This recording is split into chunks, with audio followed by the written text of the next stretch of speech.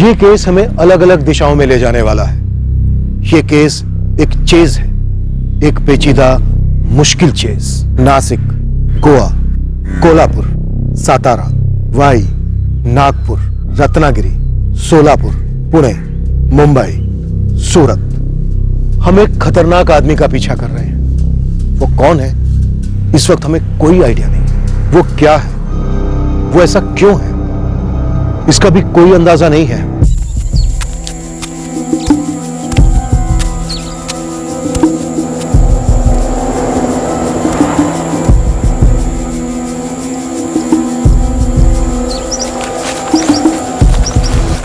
ये आदमी सनकी है, ऑब्सेस्ड है। रचना इतना काफी नहीं है उसे ढूंढने के लिए, हमें कुछ ठोस डिटेल्स और चाहिए होंगी। आप इसकी हिस्ट्री पे गौर कीजिए, उसके तरीके पर एक पैटर्न है उसमें। ये बहुत ही बारीकी और एहतियात के साथ ऑपरेट करता है। इसका एक ऑब्सेशन है प्रोटेक्टेड सेक्स। हर एनकाउंटर में कॉन्डोम यूज हो।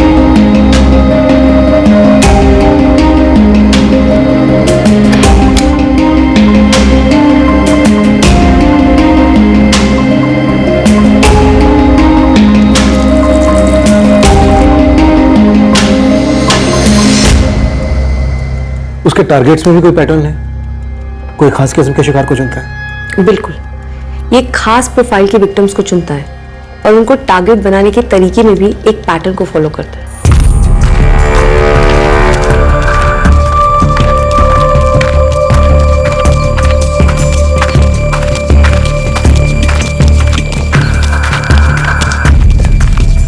और कितनी दूर चलना होगा? थक गई हो तो थोड़ी देर बैठ जाते हैं।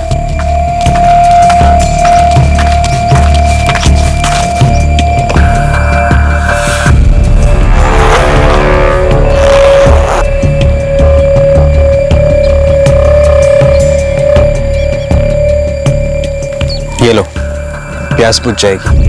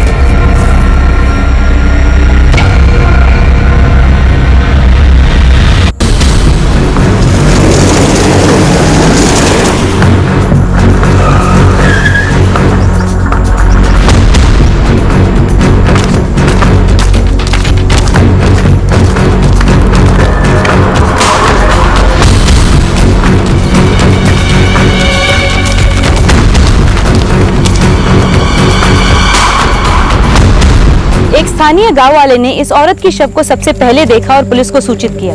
अब तक इस औरत की कोई पहचान नहीं हो पा रही है क्योंकि क्राइम सीन में जो चीजें मिली है वो गुमराह करने वाली मालूम हो रही है। पुलिस पूरे इलाके में ढूंढ रही है लेकिन ऐसा लग नहीं रहा है कि मुजरिम कोई भी सुराग पीछे छोड़कर गया।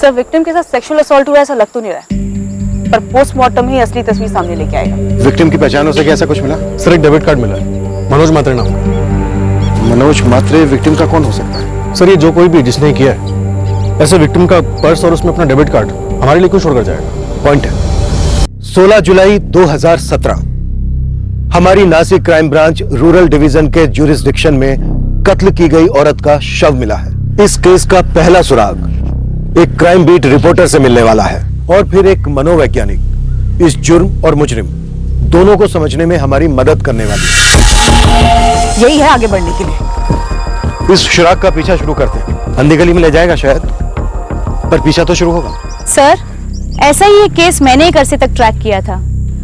वो केस और ये केस काफी सिमिलर है सर। कौन सा केस अर्चना? सर, मडगांव गोवा का केस था 3 साल पहले का। एक्चुअली इन दोनों केसेस में काफी सिमिलैरिटीज है। जैसे कि?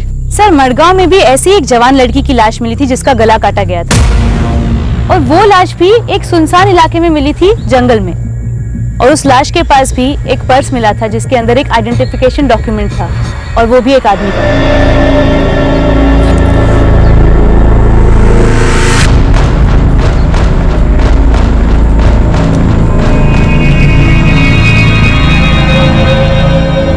अनंत किनी। सर, झोल मालूम होता है। एक आदमी का आई कार्ड एक औरत के पर्स में, उसकी लाश के पास। इतना बड़ा कांड करने वाला ऐसी गलती करेगा नहीं। शायद ये अनंत किनी हमें ये बता पाए ये औरत है कौन। सर, केस का FIR नंबर था 147/2014 और औरत की लाश F9/14। सर, ये केस अब तक क्लोज नहीं हुआ है, अनसॉल्व केसेस में पड़ी है फाइल। सर, 2014 में गोवा में करस्पॉन्डेंट थी मैं। उस वक्त मैंने इस केस को काफी फॉलो किया था, ऑलमोस्ट 1 साल तक। तब वहां की पुलिस को कोई ब्रेक थ्रू नहीं मिला था, आज भी नहीं मिला। वो औरत ट्रेस हुई थी? नहीं ना सर, एक्चुअली मैंने भी उस वक्त पुलिस की काफी हेल्प करने की कोशिश की थी, लेकिन वही अंधी गली। ये रिपोर्टर अर्चना की गोवा वाली लीड में पता नहीं कितना वजन है, पर गोवा पुलिस से कोऑर्डिनेटर तो बनता है। विनीत, तुम इस डेबिट कार्ड वाले मनोज मात्रे को ढूंढ निकालो। सुधा, तुम पोस्टमार्टम की सारी डिटेल्स इकट्ठा करो। मैं पता करता हूं कि यहाँ के केस में और गोवा के केस में और कितनी समानता है। सर, इन दोनों केसेस में कई चीजें कॉमन है। तो क्या हम एक सीरियल किलर का पीछा कर रहे हैं?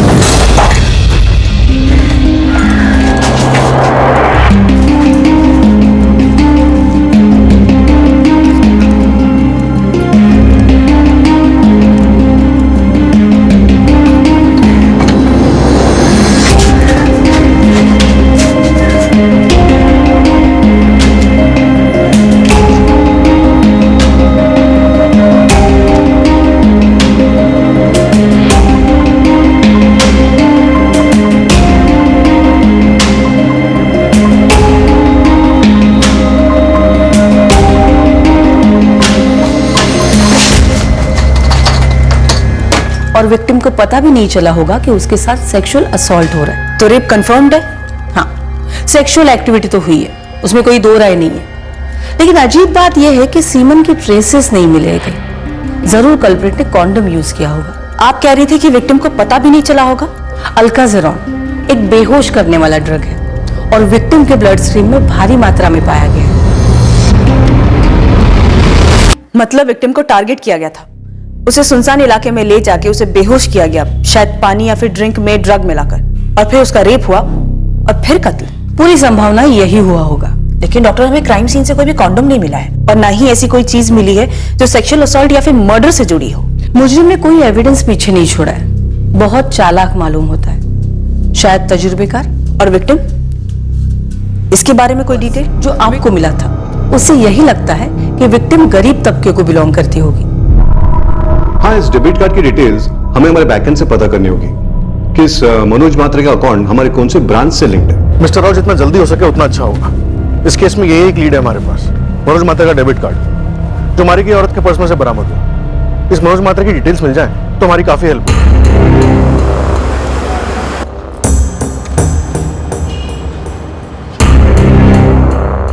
माय गॉड, ये वही मालूम होता है, काफी सिमिलरिटीज है। हमारे केस में भी विक्टिम के ब्लड स्ट्रीम से अल्काजेरॉन का हेवी डोज पाया गया था। सफियो, तुम्हारे केस में भी विक्टिम के साथ सेक्सुअल असॉल्ट हुआ था, कॉन्डम यूज हुआ था? यस गावड़ी, कॉन्डम पहनकर सेक्सुअल असॉल्ट और उसके बाद गला काटा गया। कत्ल के 14 घंटे बाद बॉडी मिली थी। रेप सेक्सुअल एक्टिविटीज तो हुई है, लेकिन विक्टिम को तो पता ही नहीं चला होगा क्योंकि वो बेहोश रही होगी और हमें सीमेंट ट्रेसेस तो मिले नहीं। तो इसलिए हम ये कह सकते हैं कि असॉल्ट कॉन्डोम पहनकर किया गया होगा। सर, हमें क्राइम सीन के आसपास कुछ भी नहीं मिला सिवाय उस औरत के पर्स में मिले लाइसेंस के, जो किसी अनंत किनी के नाम का था। और इस अनंत किनी का कोई कनेक्शन नहीं बना? जी नहीं, कोई कनेक्शन नहीं बना। और ये ड्राइविंग लाइसेंस मंगलुरु आरटीओ ने इशू किया है और अनंत किनी हमें मंगलुरु में ही मिला। अनंत किनी का ड्राइविंग लाइसेंस विक्टिम के पास कैसे आया? हाँ हाँ सर, अनंत किनी मेरा ही नाम है, ये फोटो मेरा ही है और ये ड्राइविंग लाइसेंस भी मेरा ही है। वैसे कहां मिला ये? इस औरत के लाश के पास, मडगांव गोवा में। लाश के पास? कैसे? वही तो हम तुमसे पूछने आए हैं, गोवा से। मिस्टर अनंत किनी, ये औरत है कौन? मुझे क्या पता ये औरत कौन है, और मैं तो मडगांव कभी गया भी नहीं हूँ। तो क्या तुम्हारा ड्राइविंग लाइसेंस खुद ब खुद तुम्हारे वॉलेट से निकलकर सीधे मडगांव पहुंच गया? मेरा वॉलेट चोरी हो गया था और उसमें मेरा पैन कार्ड वगैरह सब कुछ था सर।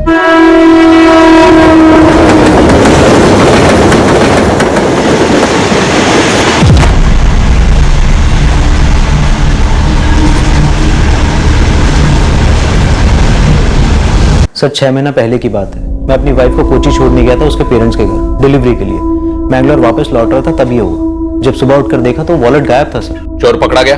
सर ये आप मुझसे क्यों पूछ रहे हैं? आप यहाँ के वर्धन नगर थाने में जाकर पूछिए ना, मैंने वही रिपोर्ट लिखवाई थी। सर मैंने अपने सारे कार्ड्स ब्लॉक कर दिए थे, नया ड्राइविंग लाइसेंस, नया पैन कार्ड, सब नया बनवाया। ट्रेन में अनंत किनी के साथ और कौन कौन सफर कर रहा था ये तो हम पता कर लेते, लेकिन इतने सारे लोगों में चोर को कैसे ट्रेस कर पाते? ये औरत भी ट्रेस नहीं हुई? एक सिंगल सुराग नहीं मिल पाया उसके आइडेंटिफिकेशन के लिए। शायद मडगांव के बाहर की होगी। हमारी विक्टिम का भी सेम प्रोफाइल मिल रहा है। तो फिर पूरे चांसेस है कि आपका मनोज मात्रे अनंत किनी के प्रोफाइल का ही निकलेगा, जिसका इस केस से दूर दूर तक लेना देना नहीं होगा। जी, मैं ही हूँ मनोज मात्रे। मेरा डेबिट कार्ड आपको कहां से मिला सर? 3 महीने पहले खो गया था। मनोज, ये कार्ड हमें नासिक डिस्ट्रिक्ट के इगतपुरी के पास मिला, एक औरत के पर्स में। औरत के पर्स में? उस औरत का पहले सेक्सुअल असॉल्ट किया गया, उसके बाद मर्डर। सर मेरा वॉलेट तो चोरी हो गया था, भोपाल से नागपुर आते वक्त में।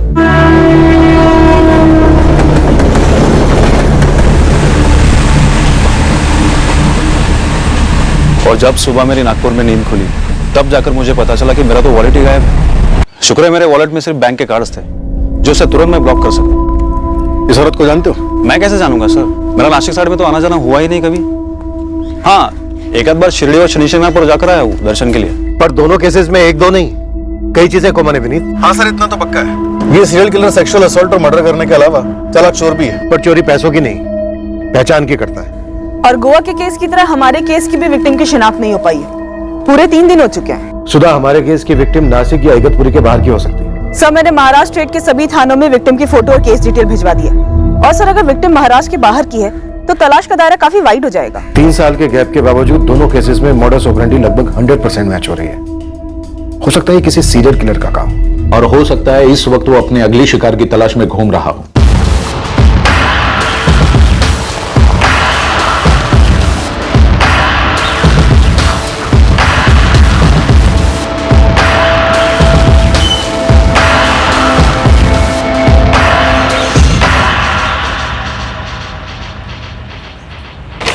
काफी एक्सपीरियंस है काम में। जगदीश माने? जी वो तो है, काफी टाइम से हूँ इस लाइन में। ये मास्क उतार सकते हो, चेहरा देखना है तुम्हारा। जी बिल्कुल। आपके यहाँ के सभी मजदूरों को भी ये मास्क पहन लेना चाहिए।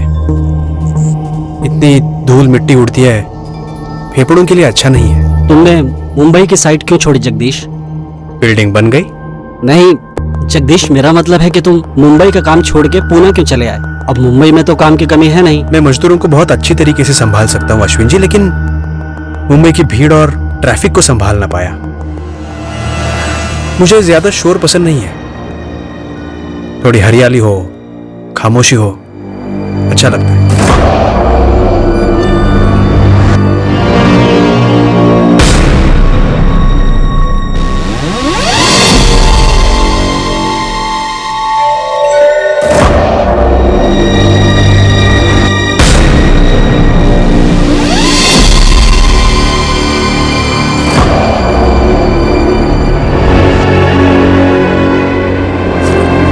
क्या कोई नई है क्या? 35 है।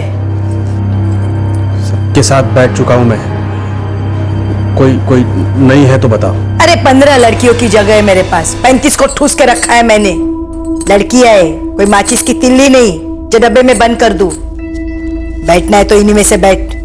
जब मैं साइड की धूल और पसीने से घर लौटता हूं ना, तो मुझे ताजी हवा लगती है, बस थोड़ी खुशबूदार हो। ठीक है जगदीश, मैं अपने अब सेठ से बात करता हूँ, तुम मुझे कल आकर मिलो, मुझे लगता है तुम्हें काम मिल जाएगा। जहां पर भी घात लगाए बैठा है ये सीरियल किलर, अगले शिकार पर लपकने से पहले हमें इसे रोकना है। आप सही कह रहे हैं। दरअसल तब 2014 में हमें केस को ठंडा पड़ने नहीं देना चाहिए था। रचना शानबाग की बात हमें सीरियसली लेनी चाहिए थी।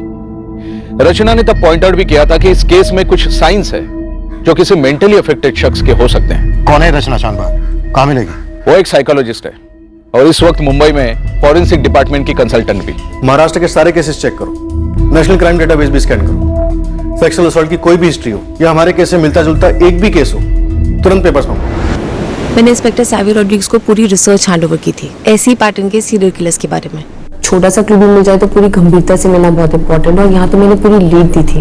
रचना, हम जाग गए हैं और हमें हर हाल में इस भयंकर मुजरिम को पकड़ना है। आई थिंक इन 3 सालों में इसके और भी विक्टिम्स रहे होंगे, और ये भी हो सकता है कि अभी इस वक्त इस मिनट जब हम उसका एनालिसिस कर रहे हैं तो ये किलर अपने अगले शिकार का टारगेट कर रहा हो।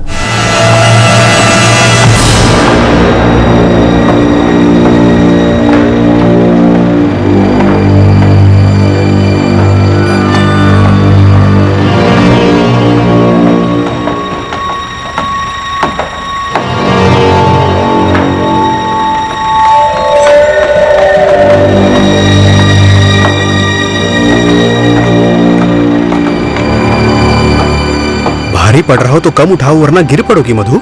मैं मधु नहीं हूँ माने साहब, मैं तेजस्विनी। सॉरी तेजस्विनी। मास्क है तुम्हारा? मैंने दिया था ना पहनने को। वो साहब मास्क पहन के ना काम करने को जमता नहीं है।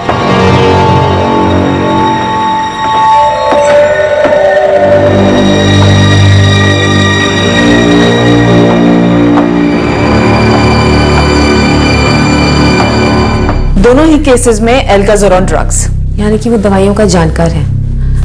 इस दवा से तुरंत नींद आ जाती है, वो ये बात जानता है। और उसी बेहोशी की हालत में वो विक्टिम्स के साथ सेक्स करता है, फिर उन्हें मार डालता है। क्यों? जाहिर सी बात है ताकि वो जिंदा न बचे, उसे पहचानने के लिए। वो सेक्सुअल असॉल्टर होने के साथ साथ कातिल भी है। कत्ल सिर्फ उसके एक बचाव का तरीका है। उसका ऑब्जेक्टिव है सेक्स। सेक्स की भूख एक लत है, उसके लिए एक ऑब्सेशन है, एक बेलगाम जुनून की तरह। लेकिन उसका जुनून यही खत्म नहीं होता। इन्वेस्टिगेशन को गुमराह करने का भी उसका एक तरीका है। वो आपको भी गुमराह करने में उतनी ही मेहनत करता है। आप उसको कहाँ ढूंढेंगे वो पहले से ही प्लान कर लेता है। आपको नासिक पुलिस को नागपुर भगाया और मडगांव पुलिस को मैंगलुरु भगाया। हमें इस आदमी का चेहरा चाहिए, इस आदमी का नाम चाहिए। मैं दावे के साथ कह सकती हूँ कि ये आदमी कोई फिक्स नाम से ऑपरेट नहीं करता होगा।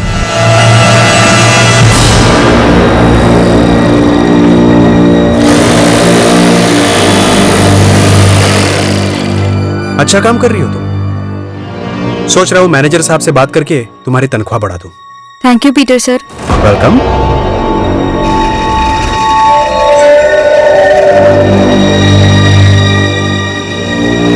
छुट्टी चाहिए थी ना तुम्हें? कल ले लो, तनख्वाह नहीं कटेगी तुम्हारी। धन्यवाद विजय साहब। ठीक है जगदीश, मैं अपने अब सेठ से बात करता हूँ, तुम मुझे कल आकर मिलो, मुझे लगता है तुम्हें काम मिल जाएगा। स्प्लिट पर्सनालिटी, आइडेंटिटी का मसला नहीं, वो इन जुर्मों में अपना असली नाम इस्तेमाल नहीं करना चाहता होगा, और जब वो इन दोनों औरतों से भी मिला होगा तो अलग अलग नाम से मिला होगा। वो कॉन्डोम यूज करता है इसलिए नहीं कि सीमेन सैंपल पुलिस की मदद करेंगे। मेरे ख्याल से वो अपनी सेफ्टी के लिए करता है, ताकि उसे कोई इन्फेक्शन ना हो, कोई बीमारी ना हो सकता है कि उसे सफाई का, सेफ्टी का ऑब्सेशन हो। वो अपना उतना ही ख्याल रखता है जितना कि अपने विक्टिम्स का रखता है। आप विक्टिम की फोटोज देखिए, विक्टिम के कपड़े फटे हुए नहीं है, ना ही इनकी बॉडी पे किसी स्ट्रगल के निशान है। सेक्सुअल एक्टिविटी हुई थी, यह भी पोस्टमार्टम रिपोर्ट में पता चला है, लेकिन क्राइम सीन पर उसने कोई निशान नहीं छोड़ा। वो पहले अपने विक्टिम्स को बेहोश करता है, फिर बहुत ही सावधानी से उनके कपड़े उतारता है, फिर उनके साथ सेक्स करता है, फिर उसके बाद उनका कत्ल करता है, और फिर उतनी एहतियात के साथ उनके कपड़े उन्हें वापस पहनाता है। ये अपने विक्टिम्स को मरने के बाद भी ऐसे ही नहीं छोड़ता, उनको अच्छे से वापस कपड़े पहनाता है। तभी उसके विक्टिम्स आपको ऐसे मिलते हैं जैसे कि वो मानो आराम से सो रहे हैं। उसने दोनों मर्डर्स जंगल में किए, जहां लोगों का आना जाना ना के बराबर होता है। ऐसा किलर शायद पहले से ही तय करके रखता होगा कि किस दिन कितने बजे कौन से इलाके में उसको अपने विक्टिम को लेकर आना है। तो पूरे इलाके को बहुत अच्छे से स्टडी करता होगा, विक्टिम्स को किसी बहाने वहां पर लेकर जाता होगा। इगतपुरी के पास जंगलों में जहां पर आपको इस विक्टिम की लाश मिली, वहां पर कुछ मशहूर है। एक मंदिर है, इच्छापूर्ति मंदिर। मडगांव में भी कृष्ण मंदिर है, क्राइम सीन से थोड़ी ही दूर। तो शिकार को मंदिर ले जाने के बहाने वो जंगलों के रास्ते जाता होगा और शायद शादी का भी झांसा वासा देता होगा। Who knows? मैंने मडगांव वाले केस में सारे पैटर्न स्टडी किए थे और अपनी रिपोर्ट फाइल की थी, और इस केस को साइनाइड किलर की केस स्टडी के साथ मैच किया था। Bus stop killer. Right. Cyanide killer mostly bus stop पे अपने शिकार को मारता था, और ये शख्स जंगलों में, वो भी एक जगह अपना शिकार नहीं करता था, अलग अलग शहरों में घूम कर करता था। और ये 2014 में मडगांव, 2017 में नासिक, और अभी शख्स नासिक में नहीं मिलेगा। इस शख्स का चोरी करने के तरीके में भी एक पैटर्न है। ये अलग अलग जगहों से वॉलेट्स चुराता है और उनके आईडीज इस्तेमाल करता है। मडगांव में मंगलुरु के किसी आदमी का और नासिक में नागपुर के किसी आदमी का आईडी इस्तेमाल हुआ है। ये शख्स सिर्फ कत्ल करने के लिए सफर नहीं करता है, चोरी करने के लिए भी सफर करता है। वो शायद काफी दूर दूर तक जाता होगा, चोरी के लिए भी अपना टारगेट काफी सावधानी से चुनता होगा, शायद उनसे पहले दोस्ती भी करता हो, शायद इस बात को भी इंश्योर करता हो कि वो लोग उस शहर नहीं जा रहे जहां वो कत्ल प्लान कर रहा है। ये दोनों अनंत किनी और मनोज महात्रे, इन दोनों की वॉलेट्स चोरी करने में भी एक चीज नोटिस करने लायक है। इन दोनों के वॉलेट्स चोरी हुए हैं, सेलफोन्स नहीं, जबकि इन दोनों के सेलफोन्स चोरी करना भी उतना ही आसान होता। मतलब ये अपने साथ कोई ऐसी चीज नहीं रखना चाहता जिससे ट्रेस हो सके। बिल्कुल। तो फिर ऐसे शातिर को कोई चेहरा, कोई नाम कैसे दें? ये जो आपके दोनों विक्टिम्स हैं, ये निचले तबके से हैं। हो सकता है कि ये दिहाड़ी मजदूरी करते हों या फिर अपने परिवार से दूर रहते हों, इसीलिए इनकी मिसिंग कंप्लेंट आज तक आप तक नहीं पहुंची है। या ये भी हो सकता है कि इनके आगे पीछे कोई ना हो, इसलिए इनके परिवारों में कोई भूचाल नहीं आया। ये शख्स या तो ये इसी तबके का है या फिर इस तबके के लोगों के साथ काम करता है, उनके कांटेक्ट में है, जहां पर ये इन लोगों को स्पॉट करता है और फिर उनसे दोस्ती करता है। उसके अंदर कोई तो ऐसी क्वालिटी है, कोई तो ऐसी पार है जिससे वो औरतों को कंफर्टेबल फील करवाता है, या फिर यूं कहिए उन्हें फंसाता है।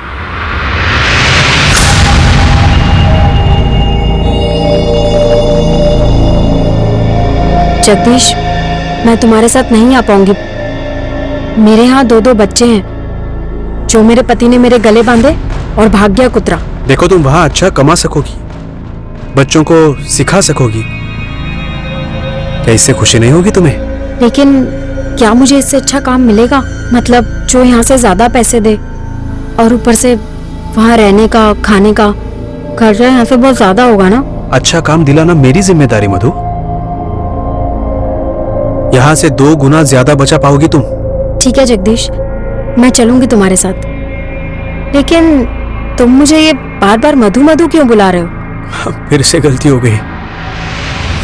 या तो ये अपने सेक्सुअल डिजायर्स को, अपनी इच्छाओं को डायरेक्टली बोल नहीं पाता होगा, या फिर ये औरतें इसकी इच्छाओं के सामने झुकती नहीं होंगी, इसलिए उनको ड्रग देकर, बेहोश कर कर अपनी विकृति को अंजाम देता होगा और उसके बाद उनका कत्ल कर देता होगा। इस आदमी की सेक्सुअल नीड नॉर्मल नहीं है। ऐसे लोगों में एक अनकंट्रोलेबल सेक्सुअल अर्ज होती है, एक सेक्सुअल नीड होती है, और वो कॉन्डोम यूज करता है। सिर्फ इतना क्लू काफी नहीं है हमारे लिए। ओके, अभी तक हमारे पास क्या हिस्ट्री है? 2014 मडगांव, 2017 नासिक, 2015, 2016, इन 2 सालों में भी जरूर कुछ हुआ होगा, या फिर 2013, या फिर उससे कुछ पहले भी कुछ किया हो। रेड लाइट एरियाज, वो कोठों पे जरूर जाता हो, वो तो हम खंगाल रहे हैं, लेकिन वहां पर भी आप उसको उसके बिहेवियर पैटर्न के हिसाब से ढूंढेगा। आजकल ज्यादातर सेक्स वर्कर्स प्रोटेक्शन पर इंसिस्ट करते हैं, उनके पास अपना स्टॉक होता है, लेकिन क्योंकि हमारा सीरियल किलर सफाई और सुरक्षा पसंद है, वो अपना कॉन्डम्स का स्टॉक लेकर जाता होगा और इंसिस्ट करता होगा कि वही यूज करे। पॉइंट है role play. Role play? Yes, role play. हो सकता है कि वो इन औरतों के लिए डेस्परेट हो, उनके लिए तड़पता हो, इन्हें पाना चाहता हो, इनके साथ सोना चाहता हो, लेकिन ये औरतें उसके सामने झुकी ना हो, और क्योंकि वो डेस्परेट है, सनकी है, वो इन सेक्स वर्कर्स से रोल प्ले करवाता होगा ताकि वो औरतें बन जाएं जिसके लिए वो डेस्परेट है। तो शायद इन सेक्स वर्कर्स को वो उस नाम से बुलाता होगा जिन औरतों के साथ वो सेक्स करना चाहता होगा। Quite possible. वो अपनी सारी फैंटेसीज इन सेक्स वर्कर्स के द्वारा पूरी करता होगा।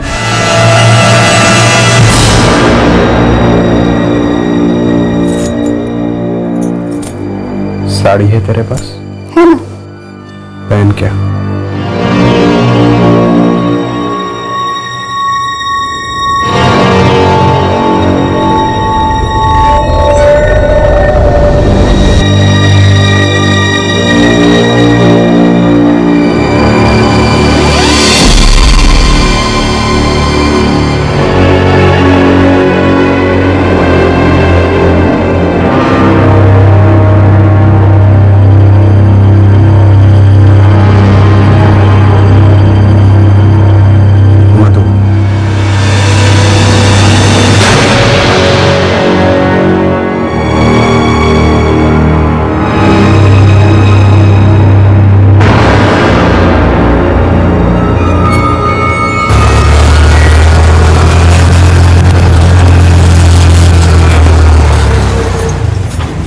अरे अस्मिता, थोड़ा जल्दी आना, मेरी और भी सवाल है। अरे जाने तो दे पहले।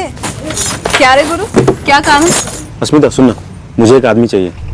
वो थोड़ा येड़ा है, क्रैक। साहब लोग बोल रहे थे ये जो तेरा नासिक वाला अड्डा है वहाँ गारंटी आया रहेगा। तूने मुझे आधार कार्ड का सेंटर समझ के रखा है क्या? फोटो तो दे उसका। वही तो नहीं है। तो फिर हवा से ढूंढ के निकालूं क्या? अरे तू समझ नहीं रही, मतलब मुझे इतना ही पता है कि वो येड़ा है, सनकी है, बस। हमारे पास जो आधे से ज्यादा आते हैं ना, वो येड़े और सनकी होते हैं। ये अलग टाइप का येड़ा है, मतलब अपना कॉन्डोम साथ लेकर आता होगा। सच में बोल रहा हूँ। अब देख, तेरा नाम अस्मिता है ना, अगर वो तेरे साथ बैठेगा तो तुझे किसी और नाम से पुकारेगा, करिश्मा, रेशमा या कुछ और। अरे कोई आइटम होगी, इसके हाथ नहीं आई होगी, तो रोल प्ले टाइप का कुछ करता होगा ऐसा। साहब लोग बोल रहे थे। आगे बोल। शायद कुछ खास कपड़े पहनने को बोलता होगा, और शायद सेक्स भी अलग तरीके से करता होगा। तो कुछ पागल रे, ये टाइप का कुछ। मेरा पाला तो ऐसा किसी से नहीं पड़ा अभी तक। तो बात घुमा अपने कोठे पे और बाकी कोठों पे भी। क्यों भाई, क्या किया इसने? किसी की जेब काट के भागा है क्या? गला काटा है। कम से कम 2 औरतों का, और इससे ज्यादा भी हो सकती है। एक सीरियल किलर हो सकता है। मतलब ये वैसा साइको है जैसे फिल्मों में साइको होते हैं? वैसा ही। पहले दवा खिलाता है, बेहोश करता है, और कॉन्डोम पहन के रेप करता है, फिर मर्डर, फिर फरार। सर इस तरफ वाले सभी चेक किए, कोई भी पैरोल पर नहीं। ये बीच में मर्डर रेप केस के जितने भी पंटर बेल पर हैं सभी को राउंड अप कर रहे हैं, और ये रेप केस अक्यूज्ड सभी की कंपलसरी हाजिरी चल रही है सर। मुझे लगता है हमारा टारगेट दिखने में खूंखार नहीं होगा, एक सभ्य किस्म का चेहरा होगा जिसे देखकर औरतें डरती नहीं होंगी दोस्ती करने में। कोई ऐसा होगा जिसे ये देखकर बिल्कुल फीलिंग ना हो कि उसके अंदर इतनी विकृति भरी पड़ी है, लेकिन हाँ, किसी ने उसकी कोई अजीब आदत नोटिस जरूर की होगी, पर उससे कोई खतरा महसूस नहीं किया। सर टिटवाला, कल्याण का सारा, इन जगहों पर जावी कंस्ट्रक्शन का काम जोरों शोरों से चल रहा है। हमने सब जगह अपनी टीम लगा दी है। गुरु खबरी वहां रेड लाइट एरिया चाहता है। विनीत सुधा, जितने भी मर्डर एक्यूज्ड बेल पर बाहर हैं उन्हें ट्रैक करो, जिनमें किसी तरह की कोई सनक हो, जैसा कि रचना कह रही है। हो सकता है ये शख्स रडार में आया हो पहले कभी, पर हाथ से फिसल गया हो, बेल जंप की हो, कुछ भी हो सकता है। हर मुमकिन एंगल टटोला, पूरी ताकत लगाकर हमें इसे ढूंढना है। अब एक और मर्डर होने नहीं देना। पुराने कैदियों और आरोपियों से बात की गई इस उम्मीद से कि शायद कोई इस तरह के बिहेवियर वाला उनके ध्यान में आया हो। रेड लाइट एरिया के कोठों पर हमारे खबरी पूरे जोश से उस शख्स के बारे में कोई ना कोई सुराग ढूंढने की कोशिश में थे।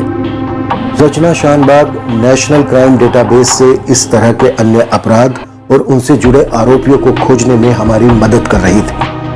पूरे राज्य और राज्य के बाहर के भी पुलिस थानों में दोनों विक्टिम्स की तस्वीरें और डिटेल्स भेजी गई, इस उम्मीद से कि कहीं कोई सिमिलर मिसिंग केस या कोई इंक्वायरी में कोई छोटा सा भी ब्रेक थ्रू मिला हो।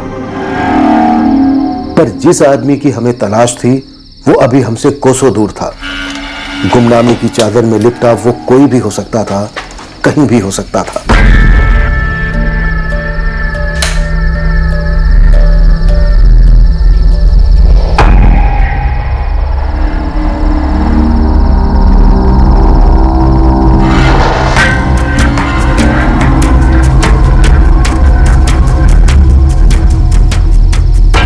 The number you have called is currently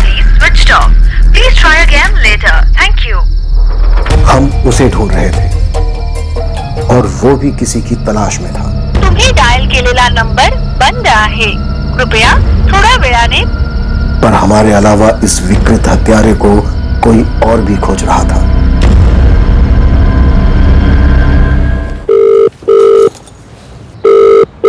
हाँ स्मिता, अरे केस की बोनी तो करा। पूजा नाम है लड़की का। हाँ, रामाबाई के कोठे पे बैठती है। पूजा, बता क्या जानती है? पहले ये बता कि तेरी टिप में मेरा कितना टक्कर है? अरे यार पूजा, कुछ काम की बता तो सही। इंस्पेक्टर मिलिंद, मुझे शायद आपकी केस में एक लीड मिली है। वैसे अभी तो नेशनल डेटाबेस से मिले सारे अपराधियों और आरोपियों की फाइल्स मैंने नहीं छानी है, लेकिन मिसिंग फाइल्स में एक ऐसा नाम है जो शायद हमारे हीरा की प्रोफाइल से मैच करता है। कौन है गुमशुदा आदमी? इसका नाम है कमलेश यादव। ये अक्टूबर 2016 में सतारा से गायब हुआ था। हो सकता है कि कमलेश यादव इसका असली नाम भी ना हो, लेकिन एक लीड हो सकती है। रचना, तुम्हें ऐसा क्यों लग रहा है कि ये गुमशुदा आदमी हमारी लीड हो सकता है? अरे कुछ तो बताना यार, नाम, हुलिया या निशान, कुछ तो। अबे मैं क्या ग्राहकों के नाम पूछते बैठती हूँ? और अगर बता भी देगा तो क्या भरोसा एक सही नाम है? अरे वो अस्मिता बोली थी मेरे को कि ऐसा ऐसा एडे टाइप का आदमी है। मैंने कहा हाँ, आया तो था एक ग्राहक ऐसा। अबे वो खुद ही अपना कंडोम लेके आता था और हर बारी ना उसको चाहिए होता था कि मैं कुछ नया पहन कर आऊं। क्या? नहीं मतलब मैं सलवार पहनी थी तो बोला जा जाके साड़ी पहन के आ जा। फिर अगली बार जब मैं साड़ी पहनी थी तो बोला जा वो जीन्स पैंट और शर्ट पहन के आ जा। और फिर एक बार तो बोला कुछ मत पहन, ऐसे ही खड़ी हो जा दीवार के सहारे। एक घूर बच्चन, ताजमहल नहीं हूं मैं, ठंड लग रही है मेरे को।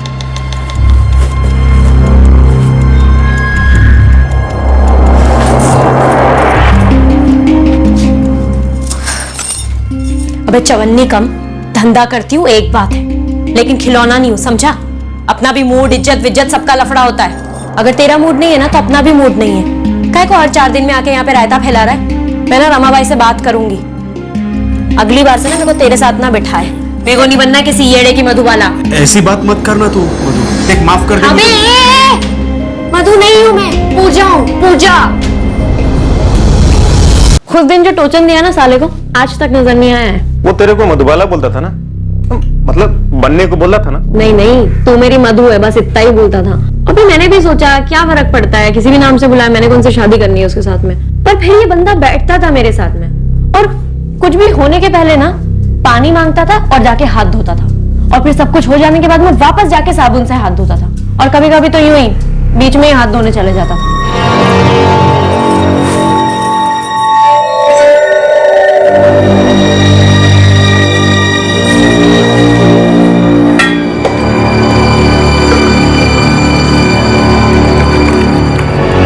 अबे ओ भीगे उठते रहे, यहाँ पानी की ना जबरदस्त किल्लत है। तो क्या बार बार हाथ धोता रहता है? कूड़ा दानू मैं?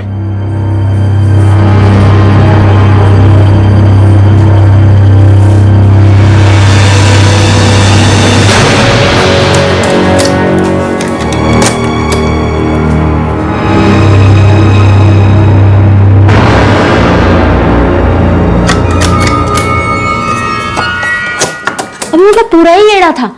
वो कुंडी को खोल बंद खोल बंद खोल बंद। एक दिन ना मैंने बोल दिया साले को, मैंने कहा अगर ये टूट गई ना तो रमाबाई सारा पैसा मुझसे वसूलेगी। उसका नाम पता चला क्या? मैंने तो उसका नाम मधुबाला ही रख दिया था। मुझे ये एड़े का स्केच बना सकती है?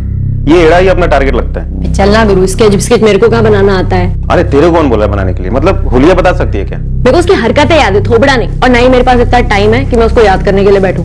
जितना मुझे पता था मैंने तेरे को सब बता दिया। अब तो मेरा कमीशन दे और तू भी निकल यहाँ से, इतना ही पता है मेरे।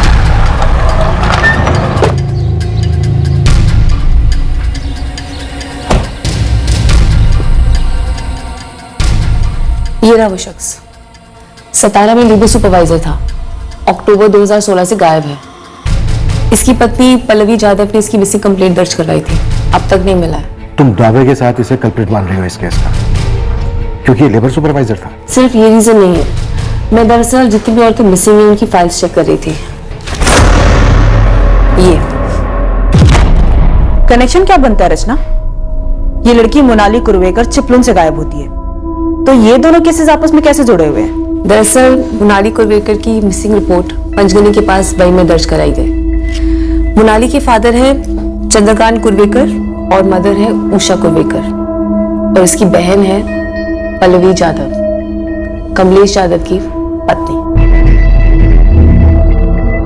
मैं कोई नतीजे पे नहीं पहुंच रही हूँ, मैं सिर्फ सारी डॉट्स ज्वाइन करने की कोशिश कर रही हूँ। दरअसल ये लेबर सुपरवाइजर कमलेश यादव की प्रोफाइल मेरे दिमाग में अटक गई थी, वो भी अभी तक नहीं मिला है। और फिर मुझे मोनाली की मिसिंग फाइल मिली।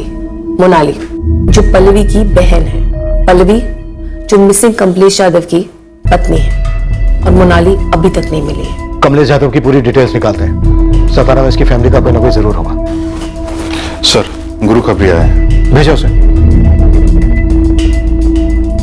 बोल गुरु। सर रामावली के कोठे पे एक पूजा करके लड़की है, उसका एक कस्टमर था, वो बिल्कुल वैसा ही था जैसा आपने बताया था, वही कॉन्डोम वॉन्डोम रोल प्ले जैसा, लेकिन 1 महीने से वो आया नहीं उधर। इस पूजा को ले आता अपने साथ? पूजा बोल रही थी, उसका चेहरा वेरा याद नहीं उसे, तो स्केच उसके नहीं बना सकती। ये एड़ा 1 महीने से आ नहीं रहा है ना उधर। हाँ, वो बोल रही थी हर बार उसे अलग अलग कपड़े में देखना उसे पसंद है, उसे मधु मधु करके बुलाता था। अगर वो स्केच नहीं बनवाना चाहती है तो हम उसे फोटो दिखा सकते हैं। गुरु ये फोटो दिखा से और कुछ ये याद नहीं है क्या?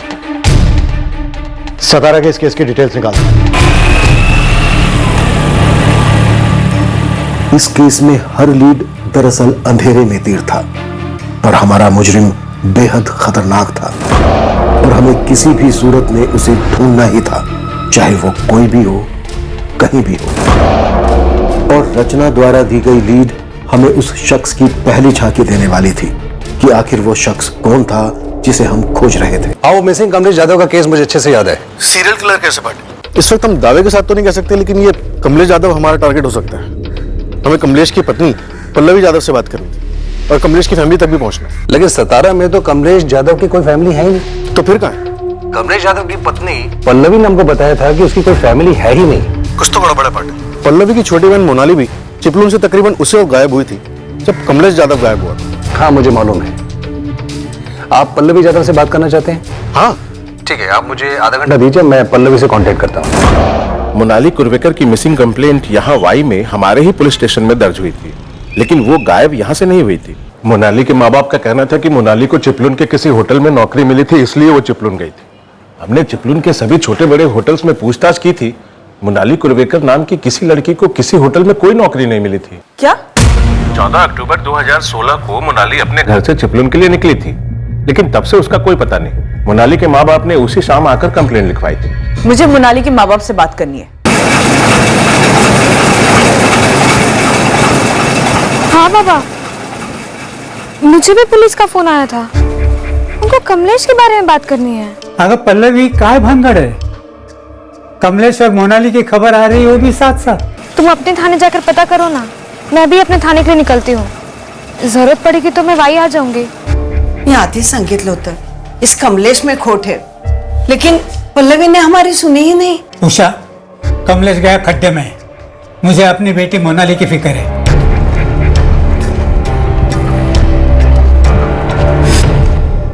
ये है तेरा मधुबाला। सर, आपकी ये साइको मैडम ने सही पकड़ा है, ये कमलेश यादव ही आपका टारगेट है। पूजा ने पहचान लिया इसको। पूजा को इसने अपना क्या नाम बताया था? पूजा को इसका नाम तो नहीं पता था, लेकिन वो इसको मधुबाला करके बुलाती थी, क्योंकि ये एड़ा चाहता था कि वो इसकी मधु बने, और ये पूजा को हमेशा मधु मधु करके बुलाता था। अब हमें पल्लवी और उसके परिवार के पीछे लगना होगा। क्या पता शायद पल्लवी की छोटी बहन मोनाली को इस कमलेश यादव ने मार दिया हो। सर, पूरा परिवार यहाँ पहुंच रहा है, सतारा पुलिस ने कंफर्म किया। पल्लवी और उसके माँ बाप जरूर इस कमलेश यादव के बारे में कोई ठोस इन्फॉर्मेशन दे सकते हैं। वैसे सतारा पुलिस ने कंफर्म किया है कि इस कमलेश यादव का कहीं कोई परिवार नहीं है, ना ही सतारा में और ना ही कहीं और। ये कमलेश यादव या जो भी इसका नाम है, ये हमारा टारगेट। हमारे टारगेट को एक चेहरा मिल गया है, बस जल्द से जल्द हमें इसे धरना है।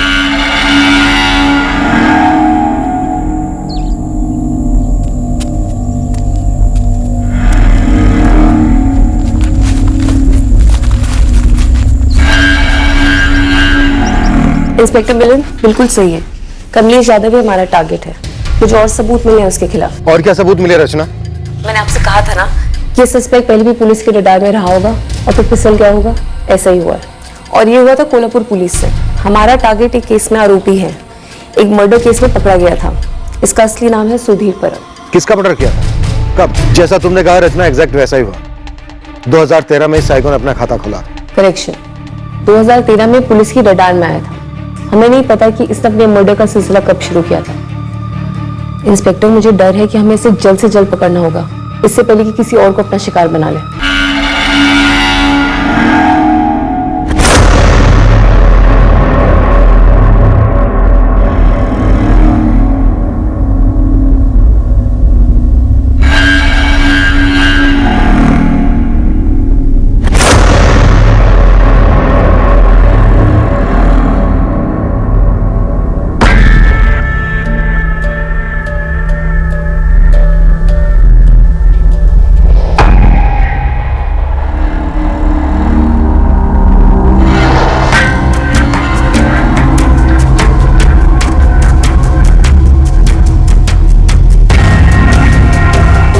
सुंदर दिख रही हो मधु।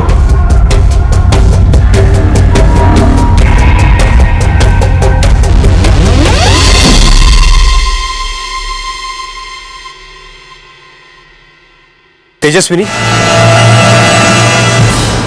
कब निकलना है यहाँ से? मैंने सुपरवाइजर साहब से बात कर ली है, यहाँ से डबल पैसे मिलेंगे। सच? सच। मुझे 1 हफ्ते का वक्त दो जगदीश, वो बच्चों को समझाना होगा। जो भी करना है बस जल्दी करो।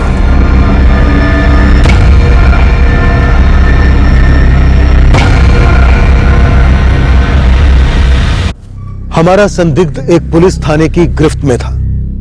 2013 में उसने मैथिली खेड़ेकर नामक औरत की हत्या की थी। ये आदमी अपनी जेल की सजा के बीच वहां से निकला कैसे? अपनी विकृति को कैसे अंजाम दे पाया? ये सुधीर परब ही कमलेश यादव है। ऐसा कैसे हो सकता है कि पल्लवी और उसके माँ बाप इस बात से बिल्कुल अनजान हो? शायद जानते होंगे पर छुपा रहे हैं। शायद फैमिली खुद विक्टिम है सर। पल्लवी की छोटी बहन मोनाली, वो भी तो मिसिंग है। तुम दोनों पल्लवी और उसके माँ बाप से बात करो, जो लीड मिले फॉलो करो। मैं कोल्हापुर में जाकर पता करता हूं कि सुधीर परब की असलियत क्या है। शायद उसके अतीत में कुछ ऐसा मिले जो उसे रोकने में काम आए।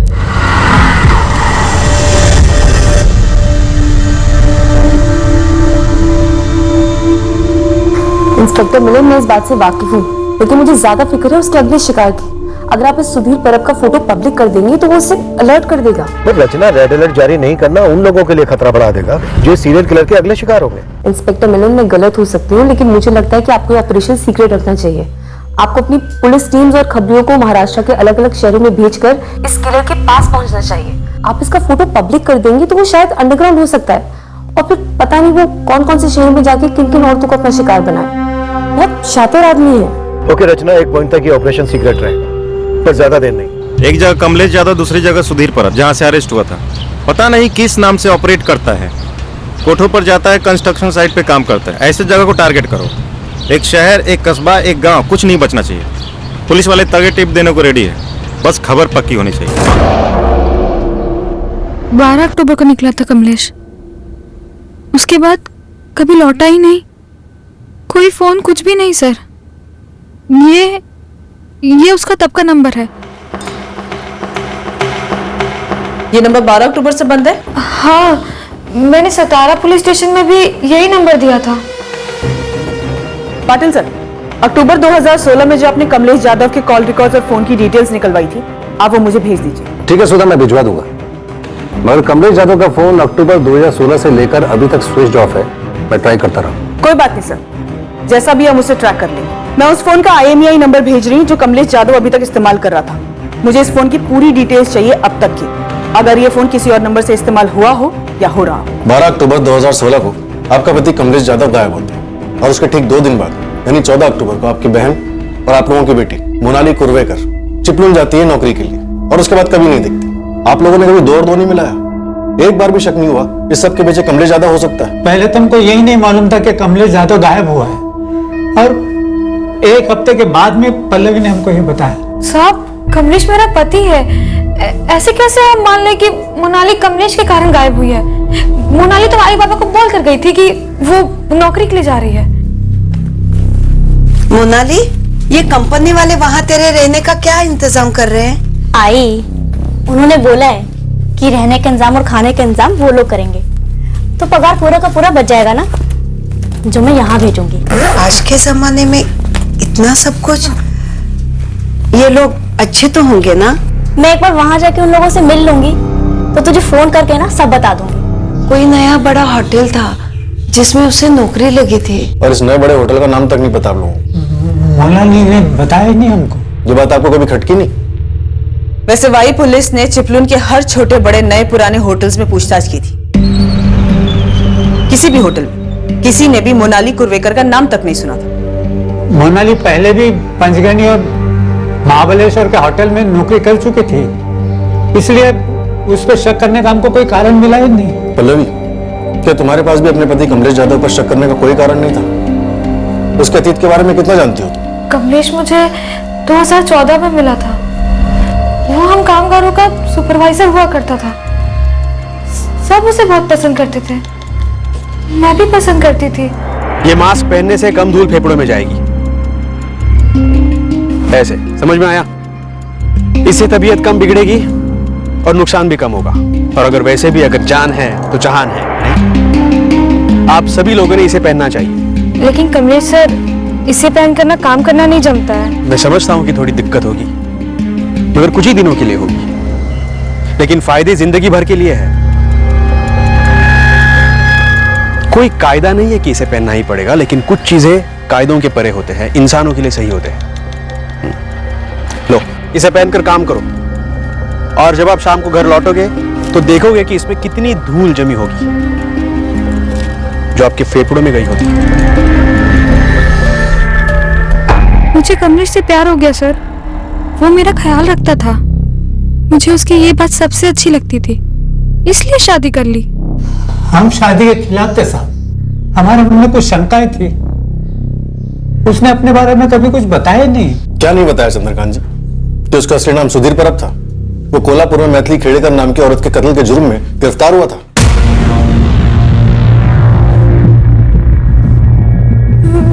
मैं किसी मैथिली के बारे में नहीं जानती। मुझे शक था कि कमलेश की जिंदगी में कोई मधु है। हर बार उसे अलग अलग कपड़े में देखना उसे पसंद है। उसे मधु मधु करके बुलाता था। तो इस मधु की बात को लेकर तुमने क्या किया पल्लवी? कभी मधु के बारे में कुछ जानने की कोशिश की? कभी कमलेश से कुछ पूछा? हाँ, कमलेश, तुमने आज फिर मुझे मधु कहकर पुकारा। अच्छा, मधु? हाँ, तुमने पुकारा। मधु, हो गया मेरा, निकल रहा हूं मैं। पता नहीं क्यों, बस निकल गया होगा। लेकिन कमलेश, ये पहली बार नहीं हुआ है। इससे पहले भी तुमने मुझे मधु कहकर पुकारा है। कौन है ये मधु? मुझे क्या पता रहे, इतने अलग अलग लोगों से मिलता रहता हूं मैं, अलग अलग साइट्स पे। निकल गया होगा गलती से, इंसान हूं मैं, जुबान फिसलती है कभी कभी। चल निकलता। मुझे शक हो गया था कि कमलेश का किसी मधु के साथ चक्कर चल रहा है। मुझे लगा साइट पर कोई होगी ये मधु। मैंने अपने तरीके से साइट पे पता किया था, वहां कोई मधु नहीं थी।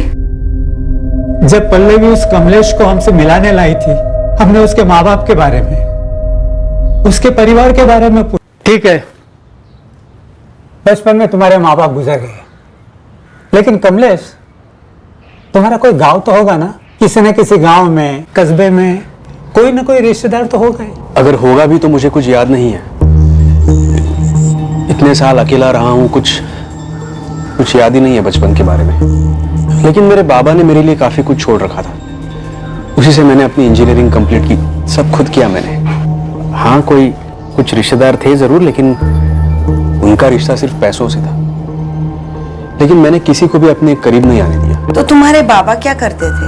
बिल्डर थे।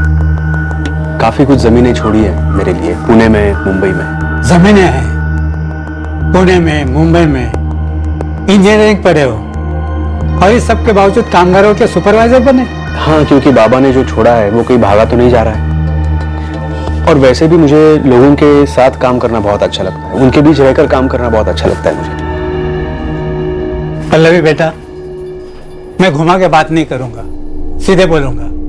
कमलेश ये आदमी मुझे टेढ़ा लग रहा है। वो कोई टेढ़े वेढ़े आदमी नहीं है, उन्हें वाकई लोग पसंद करते हैं। आप ना कभी साइट पर आके देखो, कमलेश की लोग बहुत इज्जत करते हैं। आई, उन्हें लोग सच्ची प्यार करते हैं, क्योंकि वो दिल से लोगों की मदद करते हैं। ये सब बातें अपनी जगह पल्लवी, लेकिन जो आदमी अपने खानदान का नाम तक नहीं लेता, कहता है कि रिश्तेदारों को दूर कर दिया, ये क्या बात हुई?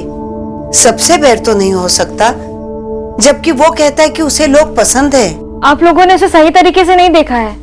मैंने देखा है बाबा। हमने जिंदगी देखी है बेटा पल्लवी।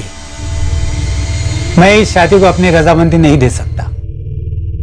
पल्लवी प्यार में अंधी हो गई थी, कमलेश से शादी कर ली, हमको अंधेरे में रखा और हमें तब बताया जब कमलेश इसे छोड़ के चला गया। इसलिए कमलेश के गायब होने में और मोनाली के गायब होने में कोई लेन देन है, ये हमें सूझा ही नहीं। मुझे अभी भी नहीं लगता कि कमलेश ऐसा कुछ कर सकता है। कैसा कुछ पल्लवी? क्या यकीन नहीं होता है कि तुम्हारा पति कमलेश मोनाली को भगा के ले गया है? वो तो हम भी नहीं कह रहे हैं, क्योंकि वो अभी साबित नहीं हुआ है। लेकिन कोल्हापुर में जो मर्डर हुआ है वो तुम्हारे पति कमलेश ने खुद कबूल किया है। तुम्हारा पति कमलेश दरअसल खूनी सुधीर परब है, जो कि शायद ये भी उसका असली नाम ना हो, और जो खून उसने किया है शायद वो खून भी उसका पहला खून ना हो। पल्लवी जाधव से हम सिर्फ ये जान पाए कि उसे और उसके परिवार को किस तरह कमलेश जाधव और सुधीर परब ने दगा दिया था। उसके सीरियल किलर होने की तरफ कोई इशारा नहीं मिल रहा था, पर कोल्हापुर से हमें इस केस के लिए एक मजबूत ठोस लीड मिलने वाली थी। पर क्या ये लीड हमें इस सीरियल किलर तक पहुंचाएगी, ये देखना बाकी है। सुधीर परब पुलिस कस्टडी से भाग गया, पर कैसे रमेश? हमारी तरफ से लापरवाही हुई थी सर। 19 जून 2013 को कोल्हापुर के पास जंगलों में मैथिली खेड़ेकर की लाश मिली थी।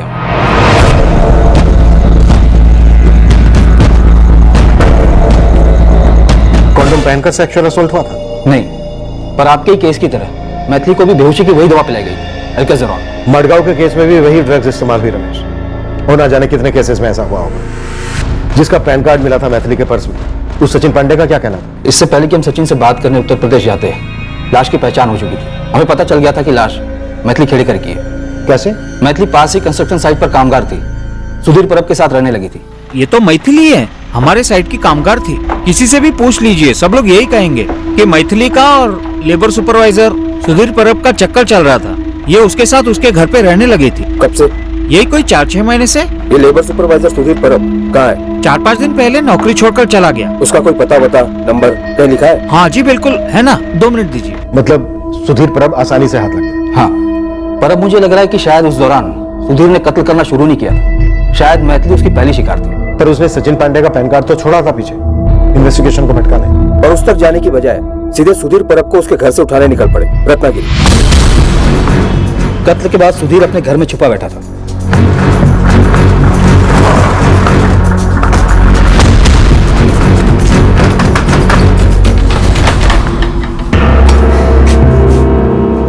कोल्हापुर पुलिस सुधीर कुठे है? अंदर है वो। क्या बात है साहब? बुला उसको। सुधीर, पुलिस आई तेरे लिए कोल्हापुर से। अरे शर्ट कहाँ पहन रहा है? अभी तो तेरी पैंट भी उतरेगी लॉकअप में। लेकिन मैंने किया क्या है? अब क्या किया इसने साहब? अच्छा तालमेल है पति पत्नी का। पति पूछता है क्या किया, और पत्नी बोलती है अब क्या किया। कौन सा लगे? मत मारो साहब, मत मारो, मत मारो। मैं बोलता हूं। बोलेगा? बोलूंगा। उठाओ इसे।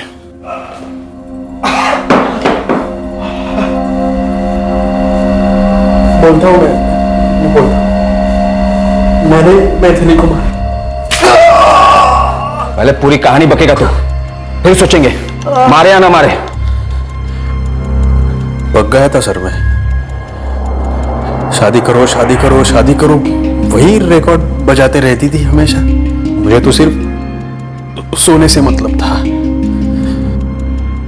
इतना ऊब गया मैं कि खलास कर दिया उसको।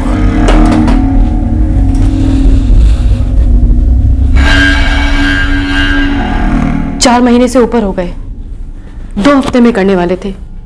बोलो कब करोगे शादी? मैथिली खाना तैयार है? तुमने बताया नहीं कब करोगे शादी?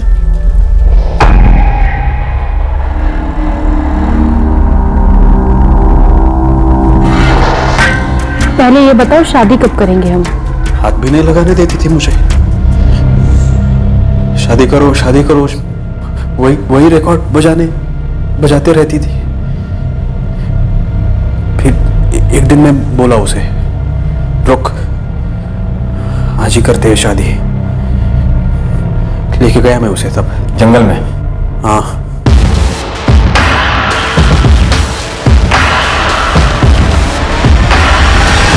मैंने मैथिली को बोला वहां एक मंदिर है, वहीं कर लेंगे शादी। और फिर उसे अल्काज़ोरान पिला दिया, बेहोश कर दिया। मुझे शादी नहीं करनी थी उससे। इस दवा के बारे में कैसे पता चला तुझे? मेरी आई बीमार रहती थी, डॉक्टर ने बोला था ये दवा पिलाओ, दर्द कम होगा, नींद भी अच्छी लगेगी। तो मैथिली को भी दे दी मैंने ये।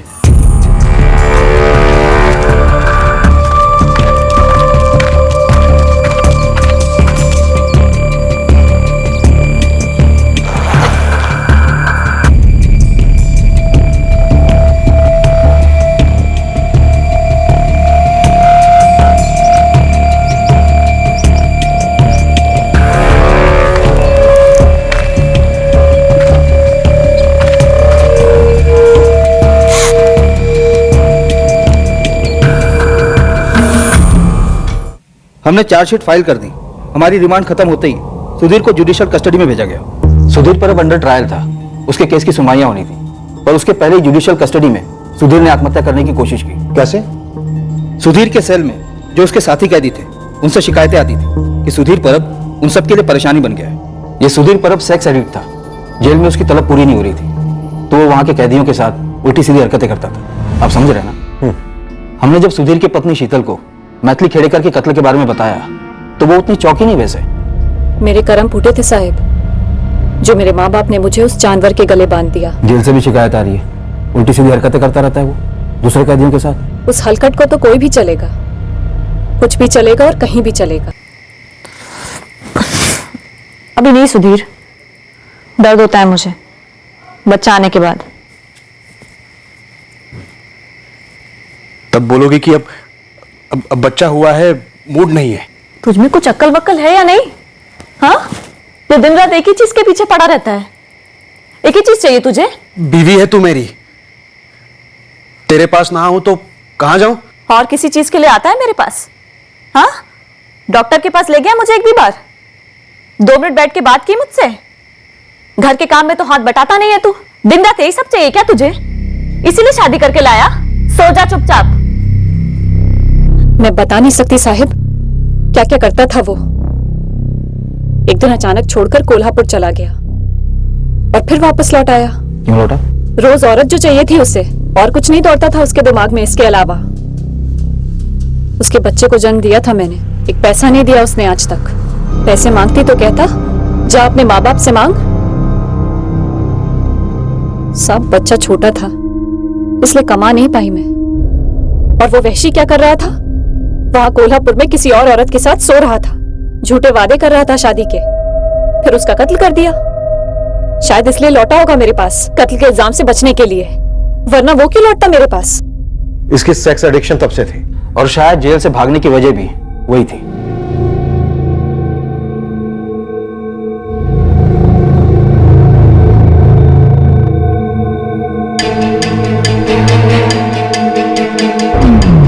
और उसका मकसद खुदकुशी बिल्कुल नहीं था, यह हमें बाद में समझ में आया। हॉस्पिटल में पहले 2 दिन चुपचाप पड़ा रहा, तीसरी रात को हमारे कांस्टेबल कामले को चकमा दे गया।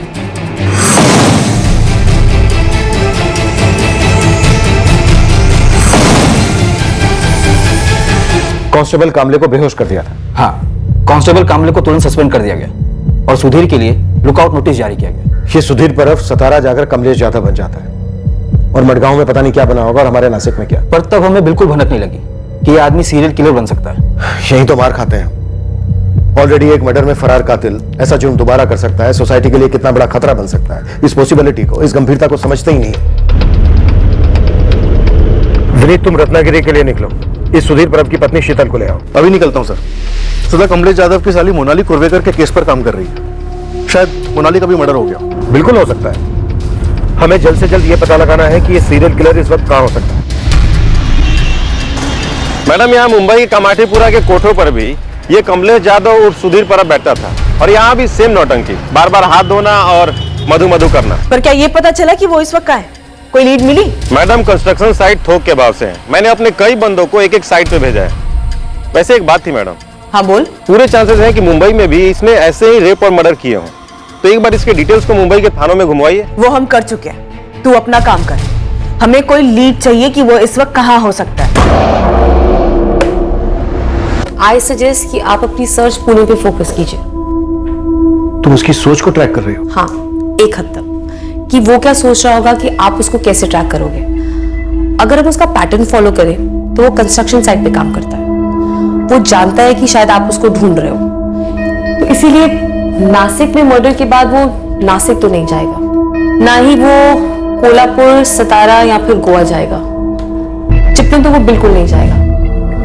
और नागपुर में मनोज महात्रे का वॉलेट चुराने के बाद वो नागपुर भी नहीं जाएगा। पुणे, यहाँ पर कंस्ट्रक्शन फुल स्विंग में है, इसलिए चांसेस है कि वो पुणे जा सकते। गुरु खबरी को पुणे भेजो, उससे कहो कि वो वहां की अपनी टीम से कांटेक्ट करें। पुणे की क्राइम ब्रांच यूनिट 3 के अरुण भोसले से बात करो। पुणे की हर कंस्ट्रक्शन साइट स्कैन करो, पर चुपचाप। Okay sir.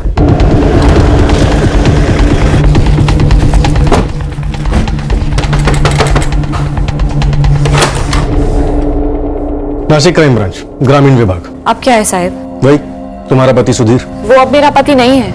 क्या चाहिए आपको? शीतल, हमें उसे ढूंढने में तुम्हारी मदद चाहिए, इसके पहले कि वो एक और औरत को अपना शिकार बनाए। ये क्या है रे बाबा, अभी 2 हफ्ते भी नहीं हुए तुम्हें काम पे लगे हो और तुम्हें नौकरी छोड़नी है। ऐसा क्या हो गया जगदीश? इससे अच्छी नौकरी मिल गई अश्विन जी।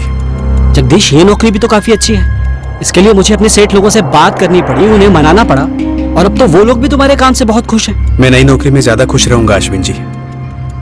आज मेरा आखिरी दिन है, कल से नहीं आऊंगा, और 2 हफ्ते की जो तनख्वाह बनती है हक से दे देना, खुशी होगी।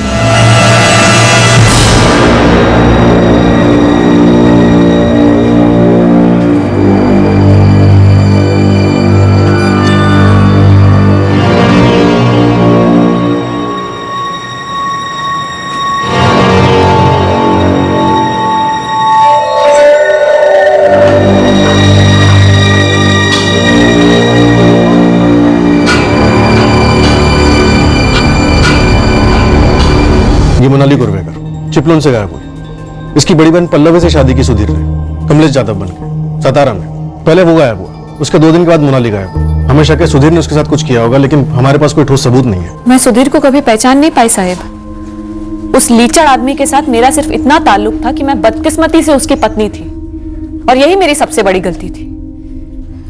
जब पुलिस उसे पकड़ कर ले गई, उसके बाद मैं उससे कभी नहीं मिली। जब वो जेल से भाग गया, पुलिस आई थी पूछताछ करने, तब भी मैंने यही कहा था, और आज भी मैं यही कह रही हूँ साहब कि मैं सुधीर के बारे में कुछ नहीं जानती, सच में। शीतल, अगर सुधीर के बारे में कोई कुछ जानता और बता सकता है तो वो सिर्फ तुम हो। सुधीर की माँ यहाँ रहती थी, जो 2012 में गुजर गई। उससे ज्यादा और कुछ नहीं जानती मैं। हम उसे पुणे में ढूंढ रहे हैं, वहां उसका कोई दोस्त या रिश्तेदार हो सकता है, कोई अंदाजा है तुम्हें? मैं क्या अंदाजा लगाऊं साहब, सुधीर को कभी मैं पहचान ही नहीं पाई।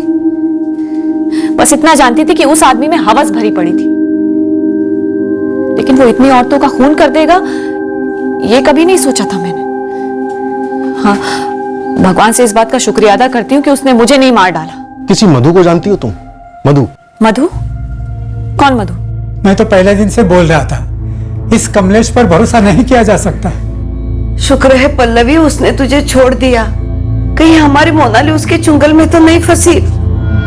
पर मेरी स्टडी कहती है कि ये सिर्फ उन औरतों को मारता होगा जो इसके सामने सरेंडर नहीं करती। इसलिए इसने अपनी दूसरी पत्नी पल्लवी को नहीं मारा, जिससे इसने कमलेश यादव बनकर शादी की थी। पर इसने मैथिली खेड़ेकर को भी मार डाला, जो अपनी मर्जी से इसके साथ रह रही थी। हाँ, लेकिन शादी के लिए भी प्रेशर डाल रही थी ना। इस आदमी को किसी रिश्ते में बंधना पसंद नहीं है। मैथिली को भी किसी बहाने से, शादी के बहाने से जंगल लेकर गया होगा और फिर मार दिया होगा। ये तो वही बताएगा इन दोनों केसेस में क्या हुआ। पूरा पुणे खंगाला जा रहा है उसकी तलाश में। सब पूरे चांसेस हैं कि आपको मोनाली की लाश वाई और चिपळूण के बीच में मिलेगी। हो सकता है कि इसने मोनाली को नौकरी का झांसा दिया हो, या फिर किसी और बहाने से, मंदिर के बहाने से ये इसको वाई और चिपळूण के बीच में किसी सुनसान जगह पे ले गया हो और वहां मार दिया होगा।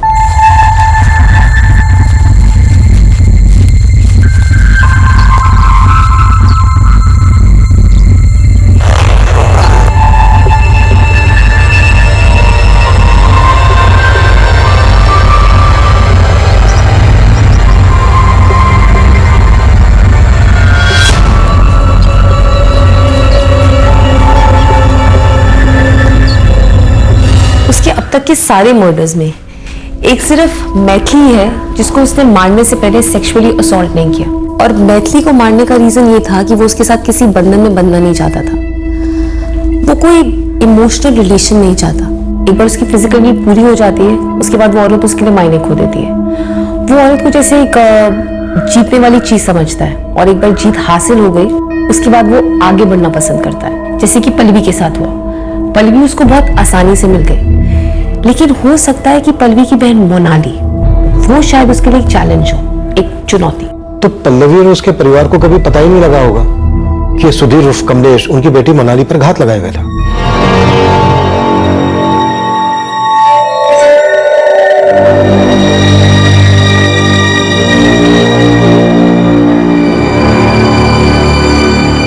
वो जिन सेक्स वर्कर्स के पास जाता है उनका कत्ल नहीं करता है, क्योंकि वो उसके लिए कोई चुनौती नहीं है। वो पैसे देकर उनको खरीद चुका होता है। जब हमने पुणे सिटी को टारगेट किया और इस हत्यारे को खोजने लगे, हमें कोई आइडिया नहीं था कि हम उसे पुणे में धर लेंगे। हम बस एक चांस ले रहे थे, क्योंकि हमारे पास कोई और विकल्प था ही नहीं। पर यह जो हमने ब्लाइंड खेला, चांस लिया, यह हमारे लिए फायदेमंद साबित हुआ।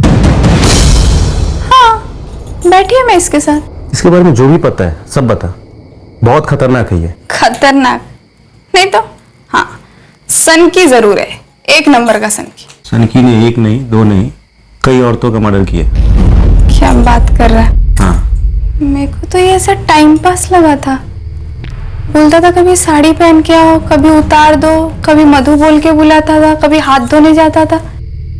एकदम अजीब था। इसका कोई मोबाइल नंबर या घर का पता? इतना किसके पास टाइम है, और कस्टमर से उसके घर का पता कौन पूछता है? तू आखिरी बार इसके साथ कब बैठी थी? 1 सप्ताह हो गया रहेगा।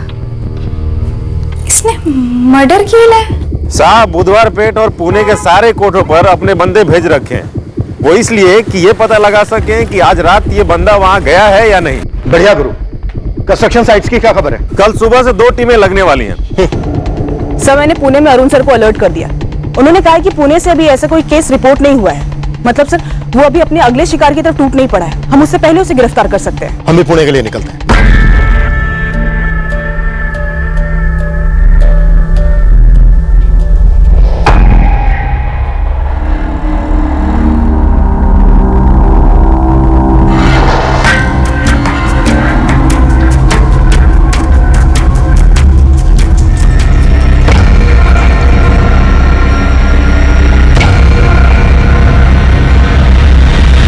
राजू, दीपक, आज ही आजूबा को तकलीफ मत देना।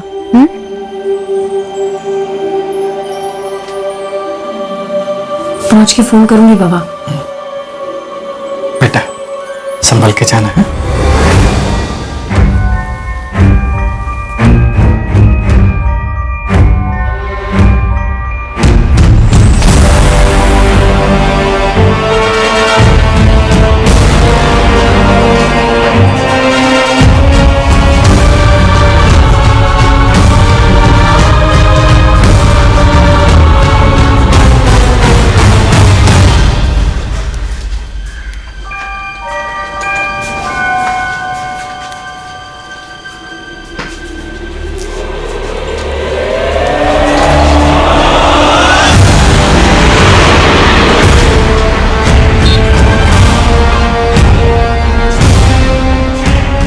आगे ना एक मंदिर है, मेरा कब से मन कर रहा है वहां जाने का।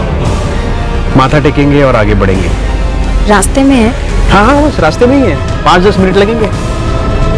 अभी तुम नई नौकरी शुरू करने जा रही हो, दर्शन तो बनता है नहीं? ठीक है।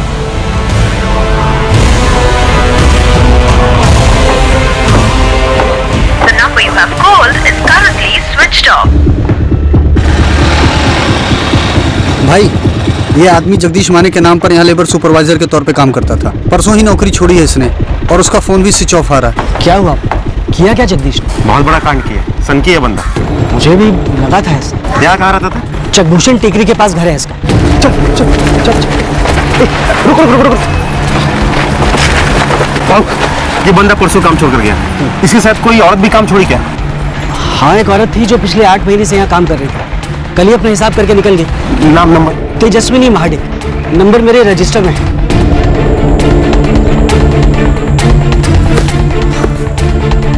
जगदीश, और कितना दूर है? बस यही है, 10 मिनट में पहुंच ही जाएंगे।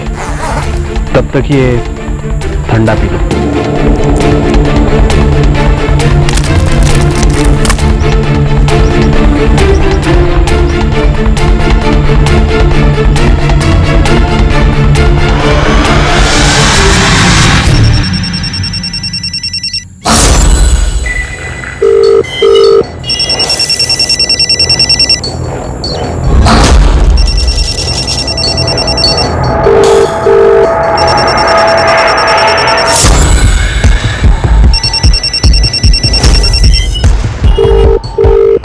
लाओ मैं देखता हूँ। ये अचानक इतनी नींद क्यों आ रही है? धूप की वजह से आ रही होगी। तेजस्विनी फोन नहीं उठा रही है। उसके घर का एड्रेस भी है मेरे पास। जल्दी तो अब इस तेजस्विनी का फोन स्विच ऑफ है। सर मैं तेजस्विनी के घर ही जा रहा हूँ और 2 बंदे को खूनी के घर भेजा है। हम आधे घंटे में पुणे पहुंच रहे हैं। तुम जल्द से जल्द तेजस्विनी के घर पहुंचो। तुरंत मुझसे कांटेक्ट करो। तेजस्विनी यही रहती है? हाँ, क्यों? बुलाई जरा। वो घर पर नहीं है। वो आज सुबह सोलापुर काम के लिए गई है। इसके साथ गई? नहीं, हम तो नहीं जानते इसको। हाँ, तेजस्विनी कह रही थी उसका कोई सुपरवाइजर है जगदीश माने करके, उसने एक अच्छी नौकरी दिलवाई है उसे। तेजस्विनी का और भी कोई नंबर जो अभी है उसके अलावा कोई नंबर? नहीं, उसका एक ही नंबर है। पर आप लोग हो कौन और तेजस्विनी के बारे में इतना पूछ रहे हो? मेरी बेटी ठीक तो है ना? माँ जी आपकी बेटी खतरे में हो सकती है। उसकी अगर कोई फोटो है तो जल्दी दीजिए तुरंत। खतरे में? किस खतरे में है मेरी बेटी? सर देर हो गई। सन की तेजस्विनी को लेकर सोलापुर निकल गया। कैसे निकली? तेजस्विनी की माँ बता रही थी बस से।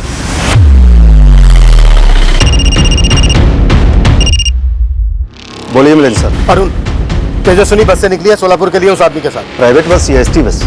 कुछ और डिटेल है? नहीं है, पर मुझे लगता है एसटी बस से निकले हो। सर हमारे इधर 2 डिपो हैं एसटी बस के। पहला पुणे स्टेशन पे, दूसरा शिवाजी नगर स्टेशन पे। मैं पता करता हूँ कि सोलापुर के लिए कौन कौन सी बसें निकली।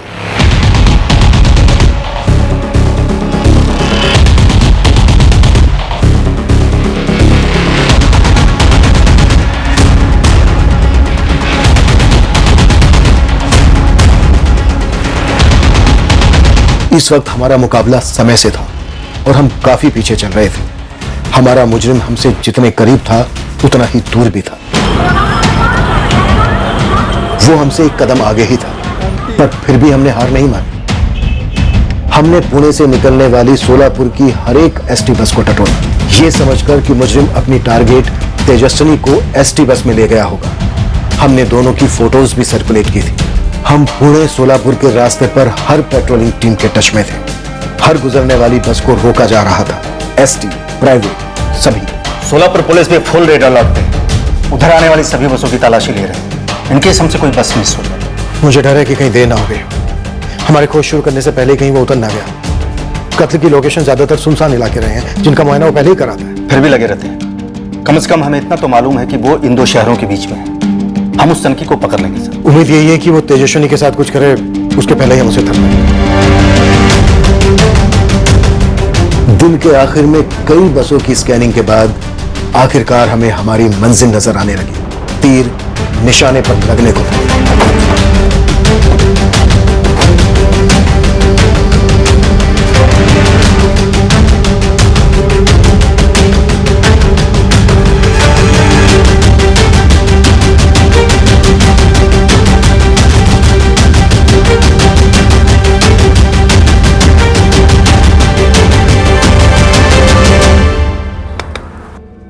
चल उधर नीचे।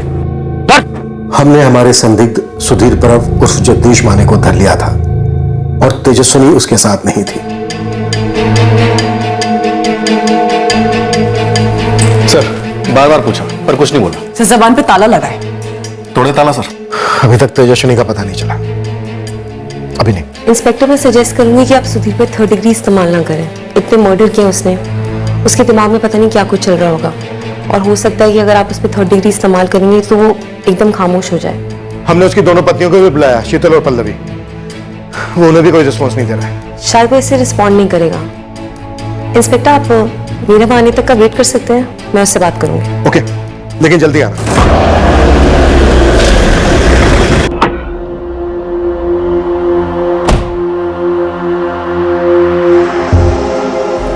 ये औरतें आसानी से हाथ नहीं आ रही थी, है ना?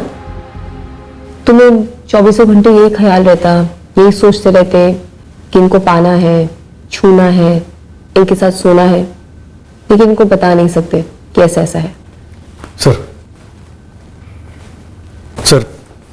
तेजस्विनी की लाश मिल गई। कहाँ? पूना से लगभग 50 किलोमीटर दूर, सोलापुर की तरफ, जंगल इलाके में।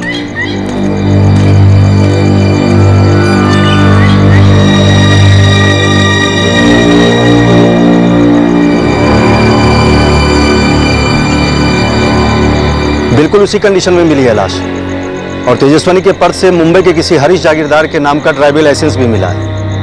मुंबई आरटीओ से इशू किया हुआ। लाश को पोस्टमार्टम के लिए भेज दिया गया सर। उनके हाथ भी वही फाइंडिंग्स लगेगी जो पहले के केसेस में मिली। तेजस्विनी की लाश मिली। लेट हो गया। काफी। पता करना होगा इससे कि नासिक और मडगांव की वो दोनों औरतें कौन थी। बोलेगा, ये जरूर बोलेगा। सुधीर, एक खबर है तुम्हारे लिए। मधु आई है तुमसे मिलने।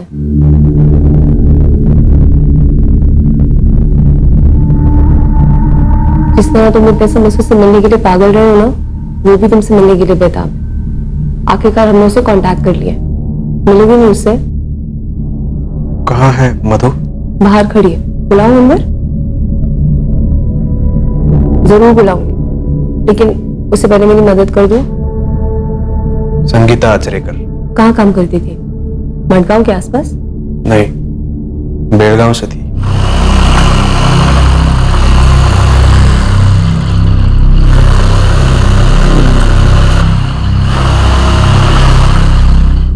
तो संगीता को तुम बेलगांव से मडगांव लेके आए थे किसी नौकरी के बहाने? मडगांव नहीं, पणजी। और फिर वहां तुमने कृष्ण मंदिर में माथा टेकने का बहाना बनाया। तुम वहां पहले भी गए हो?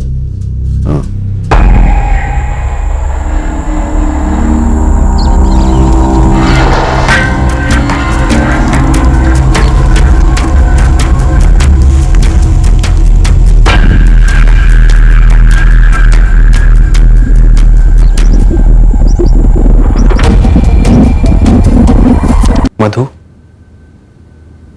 मधु कहाँ है? कहाँ है मधु? सुधीर, बस तुम मुझे ये बता दो कि ये औरत कौन है, फिर मैं मधु को अंदर बुलाती हूँ।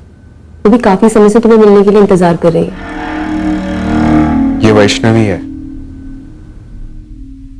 वैष्णवी परदेशी। और तुम इसे नासिक कहाँ से लेके आए थे?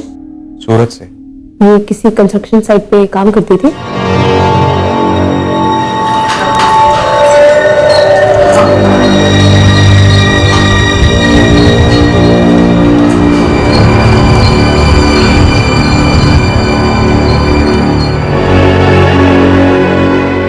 मधु को यहाँ बुलाओ। बस एक और सवाल, तुम्हारी दूसरी बीवी पल्लवी, उसकी छोटी बहन मोनाली, उसको क्यों मार डाला? लाश कहाँ है? हमने वाई और चिपलून के बीच का चपा चपा छाना, लेकिन लाश नहीं मिली।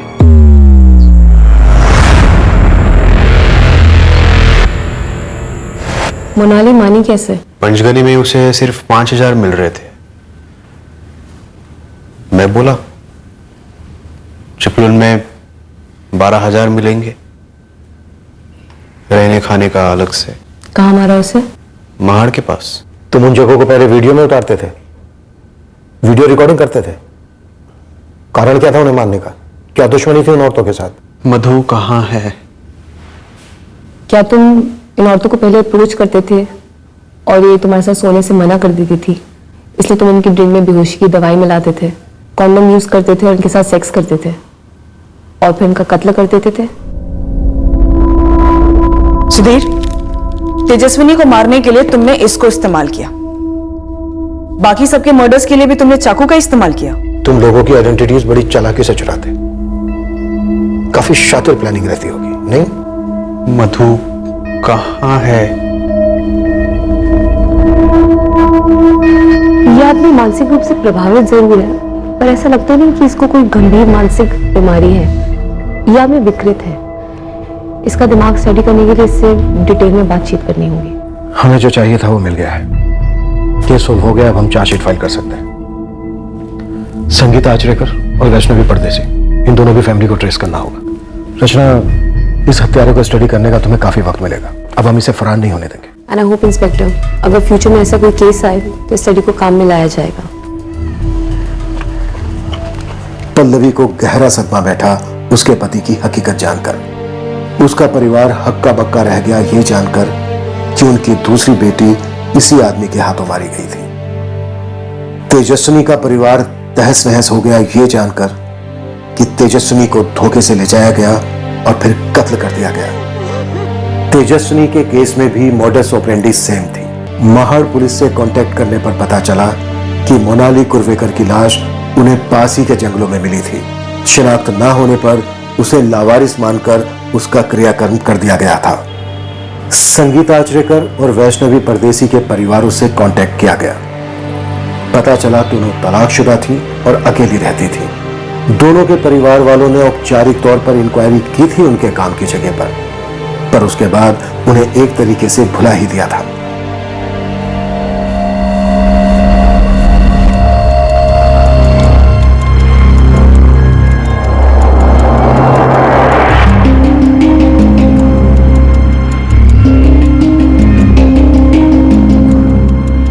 सुधीर, मधु कौन है?